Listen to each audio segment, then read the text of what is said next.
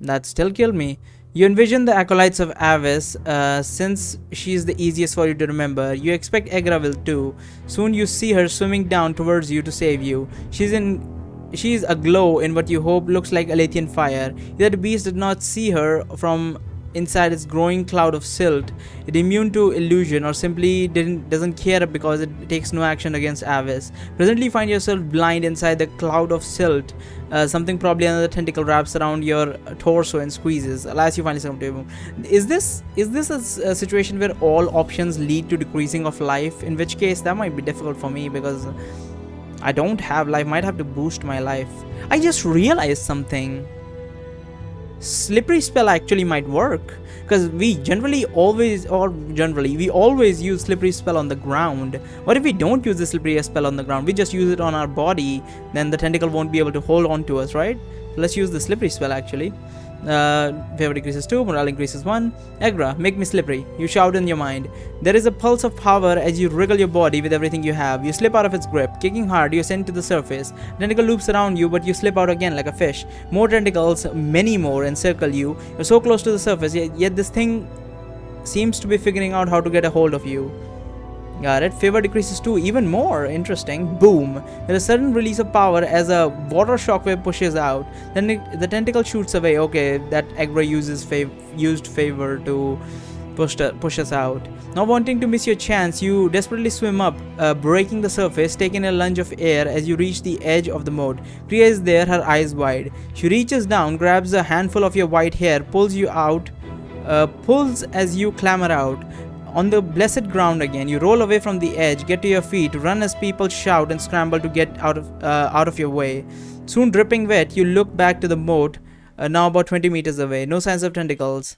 I smote a beast of Thog, says Egra triumphantly. Smote? I'm not sure what smote means. I've heard smite, but I've never heard smote. Is it past tense of smite? That's weird. It's not like it's dead. So how did you smote it?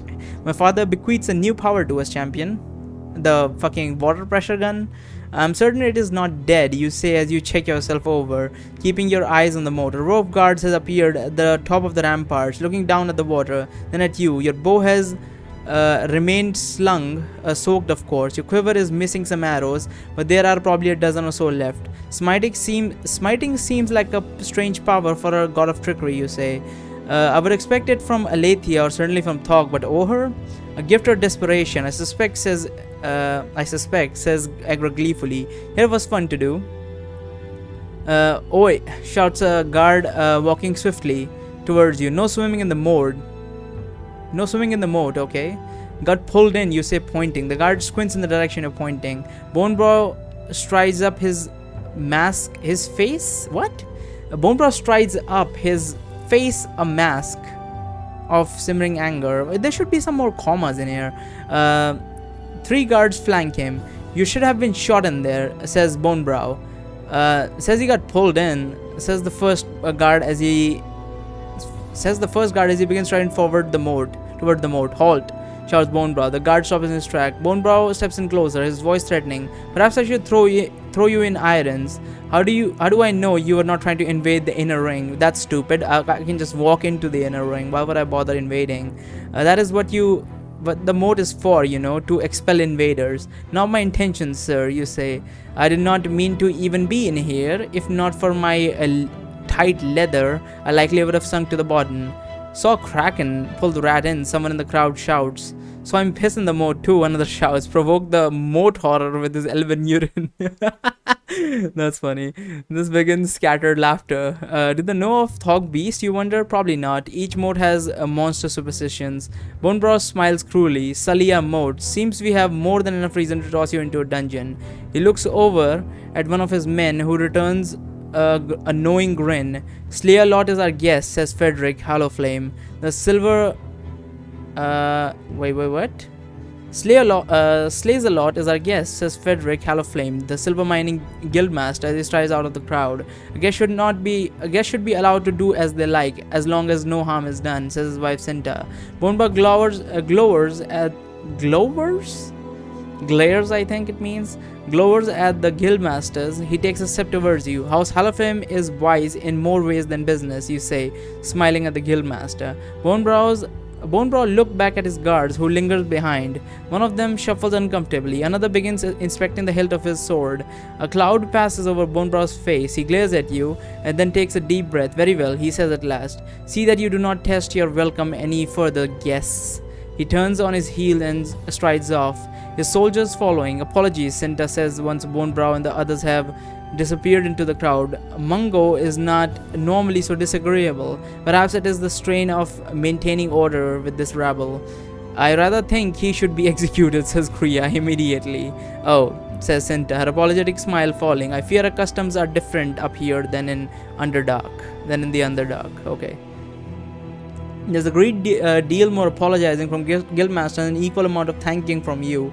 At one point you note a glint of triumph and perhaps a greed in the eyes of Guildmaster. No doubt they believe that they have made some valuable Underdark friends today. As they are about to depart, they invite you to their mansion in the inner ring. That might be nice, you think.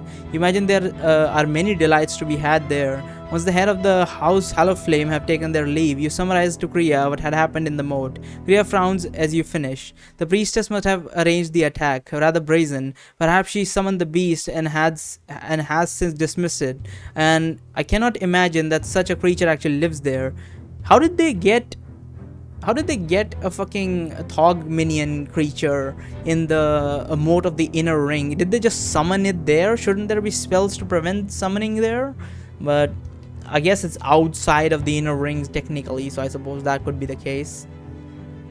Do you think the imposter knows who we are? You whisper. It is said that Thog hates all other gods. Let us hope that the priestess merely saw an opportunity to slay a priest of Oher, she says. That is what she thinks you are, is it not?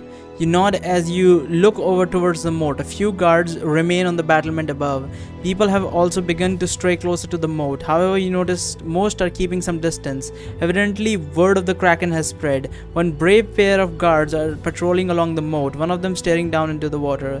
The monster did not go for my amulet, at least, you think. Maybe it was just waiting for me to drown. If Trichis is good to us, the imposter will not risk another attempt today, you say. As it happens, the god of luck did favor us, Kriya says with a smile. She unslings a knapsack and fishes out the bottle of wine from earlier. For I was the one holding this as you were pulled down. You laugh as you put out your hand for the bottle. Life increases 1. Thankfully, it is not long after the last of the wine is gone that the procession begins to shuffle through the gates into the inner ring. To your surprise, the guards do not look you over as carefully as the last gate. Maybe it's because you have become more comfortable in your new skin and appear less anxious. It could also just be that you're tipsy and overconfident. Now in the inner ring, the procession continues to an altar with massive statue of gods standing in a circle. Around it, their heads tilted down to behold the altar. Look familiar? Asked Kriya in a whisper.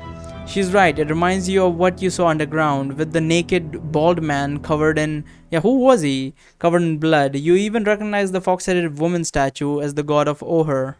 Yeah, why is his father statue a fucking woman? I don't get it. You nod from the undercity, you whisper back. The deception of the gods are larger here, and they are in different possess. Yet I am nearly certain that we saw the same gods underground, she says. One is missing, says Egra. Slar. Slar was under the city, but not here, you whisper. Slar the handsome? What is this thing? Says Kriya, rubbing her chin as her eyes scan the scene. You're right, the demon prince is not among them. So, he's just called Slar the handsome? Like, usually I thought that all gods were recognized with what they do, like Oher the god of trickery, Aletheia protection. So I assumed, like, is his job to be handsome or something? Small wonder, you say. Even the inner ring is not so corrupt as to openly pay homage to a demon prince. Very observant, says Kriya, noticing the missing statue, I mean. I have an appreciation for art, you say with a grin, and a penchant for taking undeserved credit, Egra scoffs in your mind. The priests gather around the white marble altar, carved with many faces, although you cannot recognize whom the faces belong to from this distance. Are those the gods worked into the altar as well, you ask? I do not believe so, says Kriya. It is said that they are the nobles of Ring City. those alive and dead. The Duke is among them, of course. You scan the crowd. You wonder if the halfling is still there. Who? Which halfling? Reflecting on how you probably shouldn't have antagonized an agent of House Ruda here, even in a temporary disguise, when you notice a beautiful woman watching you. Wait. When did we antagonize her? Because we said little one? Is that the one? Yeah, that might be antagonizing, I suppose. If you were to call a midget a little one, I suppose. But okay. Because it feels like that you're saying that they're younger in age rather than... it's a pun, I suppose. This beautiful woman, I'm assuming she's either Katrine or the other person, or she could possibly be that one laughing woman from the antique shop. Your stomach flips. She looks away. Her face is what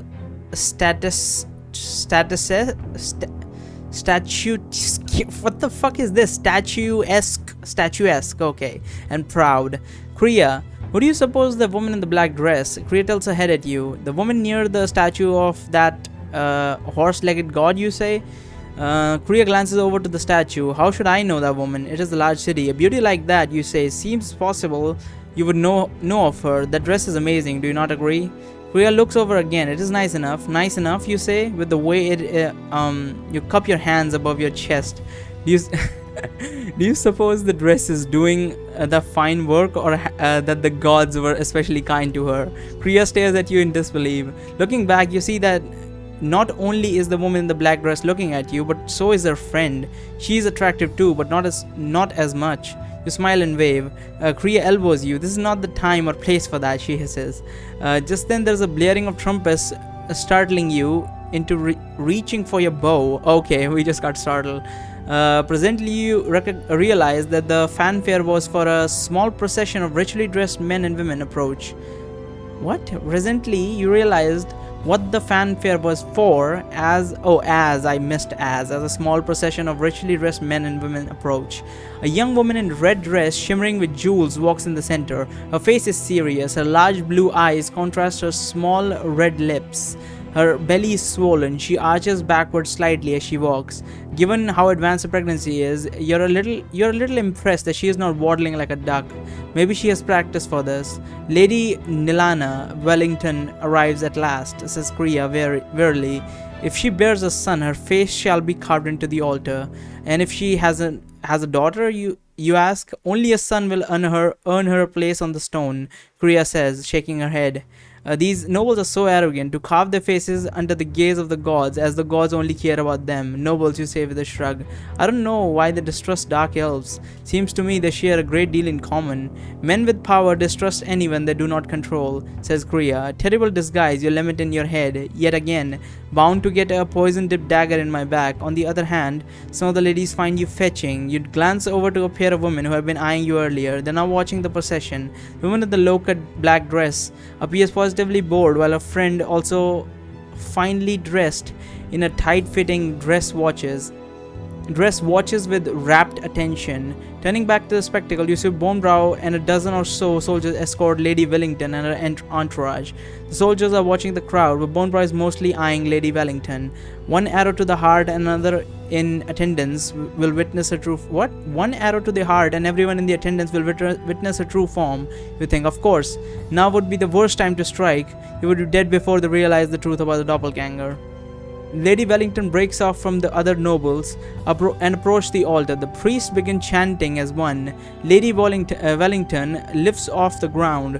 Her eyes widen and her arms shoot out to the side as though to catch her balance. Yet she appears to soon realize she is in no danger. She levitates above the altar.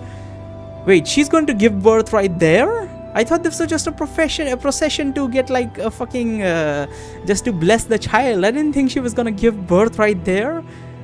What the fuck? She levitates above the altar and holds there. She takes a deep breath, closes her eyes. The chanting continues for a few seconds. Then she is set down on the stone before the altar. Silence for a moment. Then the Lathian priest on the far left of the assembled priest begins chanting by himself. Steps forward, puts his hand on the Lady Wellington's abdomen. His hand glows briefly as he continues to chant. When the light leaves his hand, he steps back into the line. The next priest begins the chant and does a similar ritual, chanting and putting his hand on the abdomen of the mother-to-be.